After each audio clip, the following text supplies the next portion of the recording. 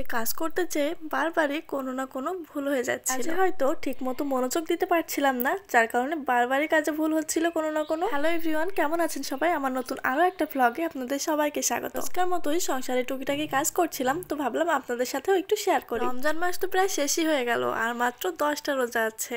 আর এই 10 দিনের জন্য আজ অনেকগুলো ছোলা সিদ্ধ করে রাখলাম। আমি আগের ভিডিওতেও বলেছি আমি একদিনেই অনেকগুলো করে ছোলা সিদ্ধ করে রাখি, যাতে রেগুলার সিদ্ধ করতে না হয়।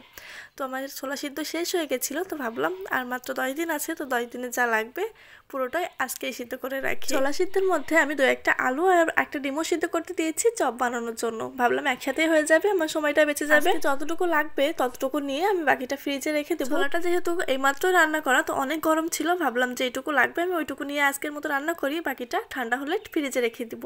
তাই আজকের মতো নিয়ে নিচ্ছিলাম। বছরের রমজানে একদিনও ডিম চপ বানানো হয়নি, প্রত্যেক দিনই নর্মাল চপ বানানো হয়, তাই আজকে ভাবলাম একটু ডিম চপও বানাই। এই কারণেই আজকে একটা ডিমও সিদ্ধ করে নিয়েছি ছোলার মধ্যে। প্রত্যেক দিনই দুপুর হলে একটা টেনশনে পড়তে হয়, আজকে ইফতারে কি বানাবো এটা ভেবেই। রোজই ভাজাভুজি তো থাকেই, সাথে নতুন কি আইটেম বানাবো এটা নিয়েই টেনশন হয় রোজ। আর রোজই এই টেনশনের পালা শেষ করে ঠিক সময় মতো ডিসাইড করে নিই কি রান্না করবো, আর সেগুলো গুছিয়ে নিয়ে রান্নাঘরে চলে যাই। ঠিক তেমনটাই করেছিলাম। রান্নাঘর যেহেতু আমার ছাদে, বারবার আসা যাওয়া করতে খুবই সমস্যা, তার কারণে আমি সব একেবারে গুছিয়ে নিয়ে ছাদে উঠে পড়ি। যা যা রান্না করব সব নিয়ে ছাদে এসে গেছি, এবার সবকিছু কুটে নেওয়ার পালা। কুটে ধুয়ে রেডি করে তারপরে রান্না শুরু করেছি। ভিডিও শুরুতেই বলেছিলাম একটা অকাজ করে ফেলেছি। ছাদে আজকে 2টা ডিম এনেছিলাম, একটা নুডলস রান্না করার জন্য আর একটা সিদ্ধ ডিম চপ বানানোর জন্য।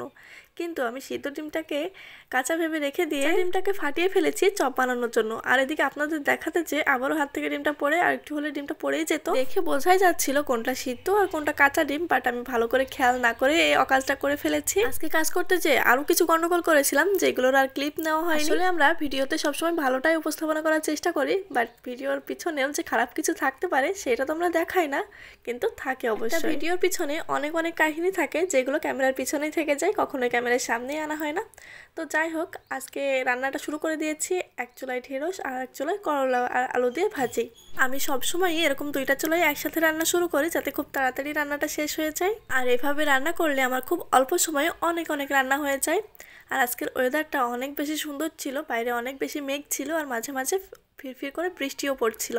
তো এরকম ওয়েদারে বসে রান্না করতে বেশ ভালোই লাগছিল। তো এদিকে আমার মাছ রান্নাটাও শুরু করে দিয়েছি, আর এক চুলায় নুডলস সিদ্ধ করতেও বসিয়ে দিয়েছি। হঠাৎ করে আকাশটা অনেক বেশি মেঘলা হয়ে গেছিলো, অনেক মেঘ ডাকছিল, আর বৃষ্টিও শুরু হয়ে গেছিলো, তাই অনেক তাড়াহুড়ো করছিলাম। আর এই যে ডিম চপটাও আমি বানিয়ে ফেলেছি, আর এদিকে ভাজতেও শুরু করে দিয়েছি।